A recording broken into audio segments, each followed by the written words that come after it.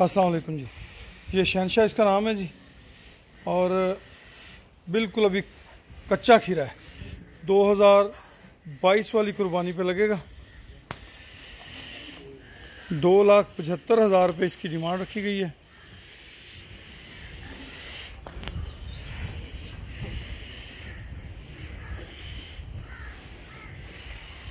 अगर इसे खसी करवाया जाएगा तो ये कलर डार्क कर जाएगा जी इंशाल्लाह, क्योंकि खसी करवाने के बाद जानवर जो है वो कलर डार्क करता है।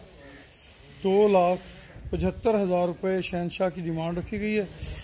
अगर आप दोस्त इसके बारे में दिलचस्पी रखते हो तो मेरा नंबर नोट कर लें, 0092 312 92000067।